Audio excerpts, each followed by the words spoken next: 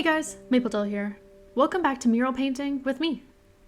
Today I'm painting another set of counters for a local music festival that I've been loosely involved with since I was little. Let's get into it. So if you watched the first video in this series, you may know I was a bit delayed in finishing the counters that I was touching up due to bad weather. Lucky for me, these counters could be put under a proper tent, so I'd still have something to work on. I had to quickly come up with an idea and get started. I decided to do a series about a little red house, having it floating among the clouds, at the bottom of a lake, and flying high above in the stars. I had an earth-based idea too originally, when I thought that there were 4 counters, and scrapped it as it was my least favorite of the bunch. After sketching, I got into the physical work. I started by cleaning off the counters, wiping them down, pulling off any big imperfections, so I'd have a nice, flat, clean surface to work on. Then I got to priming. And by that, I mean accidentally spilling a bunch of white paint in my shoe. That aside, I painted each side of each counter white before I could move on to color. I didn't film all of that, as it would probably be pretty boring. For the proper painting, I started with the sky counter, so a light blue base. All the paints I'm using here were left over from another festival, so I designed everything around that. Honestly, I tend to work better with some restrictions like that. I originally had a totally different idea for murals on 2 counters that I wasn't able to get to this year. More of an autumn scene with trees with falling leaves, a fox and her cubs on one, and a deer and a fawn on the second. I filmed the sketches for those, which I may still release as a video, but I may also save it for next summer if I end up painting those counters. Anyways, I put that same blue on the second counter with the water scene, as it also has some sky in it too. After getting the first coat of light blue on all 4 sides and a bit on the other counter, I did a second coat on everything. The good thing about painting outside in the heat is things dry very fast. I moved on to the water counter properly next, getting out a dark teal for the sides, top, and the main part of the mural. This color was a pain to work with, requiring 3 coats to look solid, but it is also very pretty, so I'll give it a pass. While that dried, I moved to the star counter, doing up the background in a medium blue. Based on the dollops of paint on the top of the cans, I was expecting this blue to be the darkest. Whoops. I debated a bunch about just making this the water one instead, but ended up preferring the teal for it still, and didn't really want to repaint anything as I hate redoing stuff. This color was less annoying, only needing 2 coats. Jumping back into the water one when it was time for another coat. The fun part finally started next. Adding the clouds to the sky counter, making them nice and big and soft and fluffy.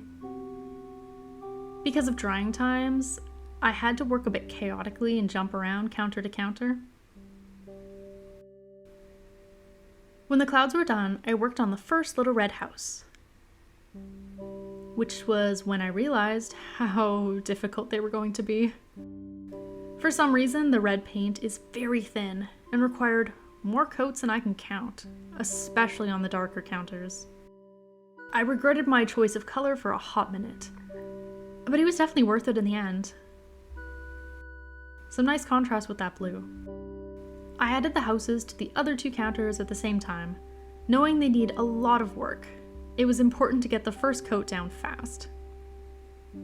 While those dried, I started on the fish on the water counter in the medium blue. I also added in bubbles coming out of the house, much like the clouds of the first house. I am very bad at making little circles with a paintbrush, but had a good idea. Just dipping the tip of my finger into the paint made near perfect circles. My hands were already a mess, so what's a little more? I used the white on the surface of the water too. After that, I returned to working on the houses, getting another coat in there, and adding birds to the sky. Then, probably the most fun part of the project, adding the stars. Using my fingertip method for most of them, but adding in a few fancy stars too, with the brush, as well as a shooting star. It's hard to tell on camera, but I used 2 colors for the stars, white and also the light blue, to help tie in the colors of the counters a bit more. Then, more house painting. That red, oh my god, annoying. But also another coat on the fish, and details like the eyes. I tried some other fishy details, but I didn't like them, so I ended up keeping them very simple. I also wanted to fix up the edges of the fish like I did for the houses, but the color I'd used for the water was now drying much lighter for some reason. After a bit of panic, I remembered that I had some of the dark blue left in my roller holder and was able to use that. Oof, crisis averted. After that, I went back to the houses to start details. A little door, windows, and roofing in dark blue. Last but not least, a finger paint doorknob on each house. Now enjoy the rest of the painting while time-lapse me catches up.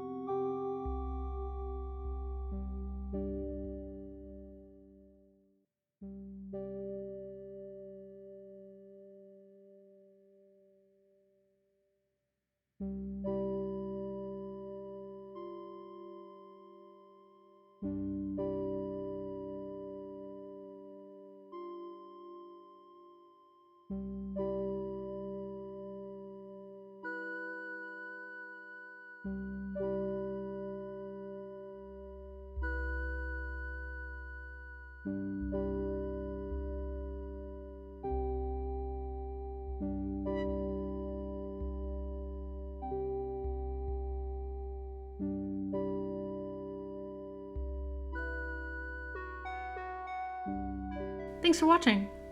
This was a very fun, albeit exhausting project. I am very pleased with how it all came out, and I hope you like it too. I have one more mural project that I filmed, and will likely release in August if my schedule doesn't need to be adjusted. I hope you enjoyed something a little different and special to me, and I'll see you next Thursday.